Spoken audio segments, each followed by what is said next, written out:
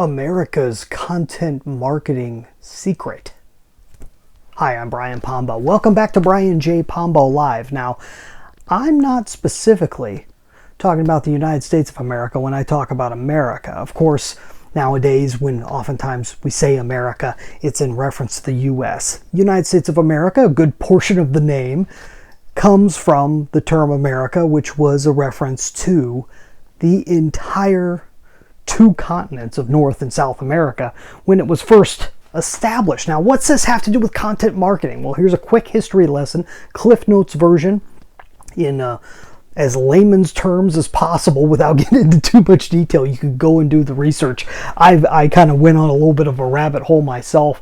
How I came across this, I don't remember the original reason, but you'll be familiar with the story probably. And it has to do with why America was named America. Why we have North and South America.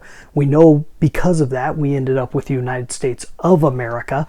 But where's the name come from? And what the heck does that have to do with content marketing? Well, we talk a lot about content marketing here.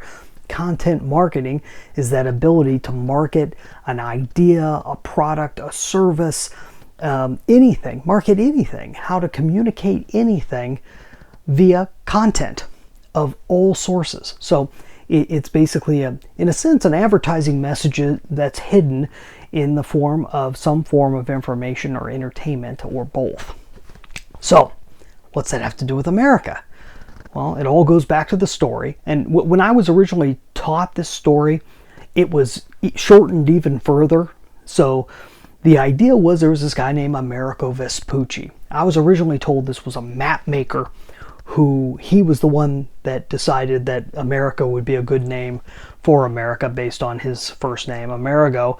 It's a little bit more complicated than that. Amerigo Vespucci was actually an explorer of sorts, and he was on an expedition not long after Christopher Columbus, 1492, the original date when Christopher Columbus made his way and created a route to the Americas, even though he never technically referred to it.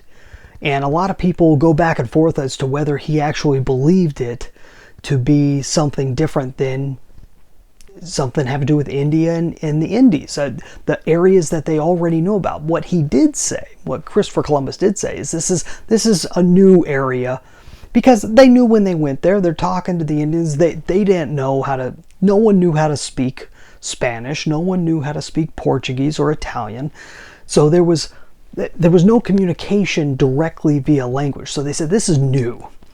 They don't recognize us, we don't recognize them. This is brand new to Europe. Okay, this is the first time that we've discovered this area. Now, he thought he had discovered new islands and new areas that just hadn't been reached by Europeans up till that point.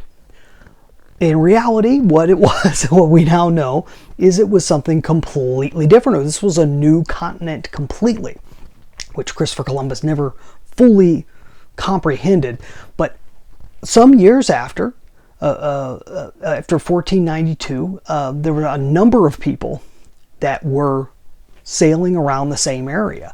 And one of the most famous, and there's a reason why he's famous, Amerigo Vespucci was one of these travelers that was traveling for Portugal originally. I think he also traveled for Spain, and he went around in the Brazil area and everything, and he said, no, this is something different. This is a new world. This is a new continent. This is something new that we haven't seen before. Yeah, he found something pretty fabulous, but this is bigger than what he said. Why do we even know who Amerigo Vespucci is? The plain fact of the reason is that there were pamphlets that were published. And these pamphlets were said to be letters, and this was a few years after his travels. So I think he traveled in 1501, and the original publication came out in 1503. And it was said to be a letter that he had sent to his friend and confidant, and he had this great big colorful picture of what he what he came across. And we know that it was probably based on a letter. There's a lot of discussion back and forth as to whether it's an actual letter from him.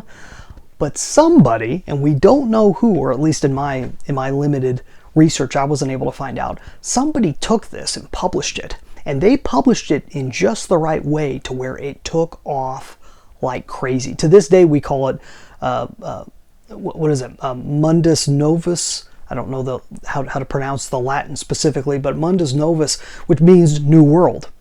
At that time, I don't think they referred to it as that, but it was a pamphlet that it was like a brochure that they sent out, and everyone was getting copies of this thing. This was a bestseller. It started being translated within a 50-year period. It got translated to a whole bunch of different languages within Europe, and it was all over the place. People were going crazy over these letters that he had supposedly written.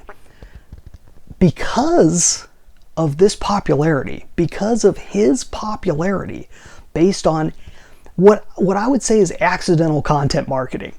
It wasn't necessarily to promote anything directly. I believe that it actually got into the hands of somebody that had their hand in publishing, and they were looking for good stories like this, and they knew the right place to put them to get them sold, and that's why it did so well. But what it ended up doing was promoting Amerigo Vespucci to be this folk hero, this amazing, larger-than-life person. Whether he wrote them or not, it was believed that he wrote them. It was believed that he had seen all these incredible things, and he certainly was one of the first ones to call it a new world. And because of that, many people say that he was actually more popular than Christopher Columbus at one point. And at that time, just about that time, not long after these were published, this was catching everybody's imaginations, and a famous cartographer, or a person that makes maps, was putting together a map and was taking these ideas of what people were coming back with in terms of what they saw over there, and he said, okay, well, we're going to call this America, which was a different version of saying Amerigo. It was a feminization of it, because they were naming a lot of countries and a lot of areas using the female version of it, and so that was why they came up with America off of Amerigo.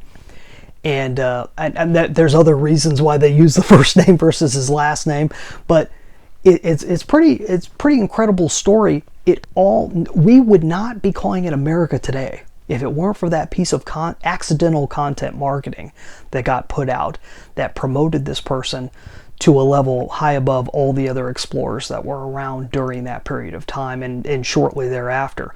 And because of that, because that map got a lot of traction, people started just using that name. It became the name that people used. So hopefully that makes sense to you.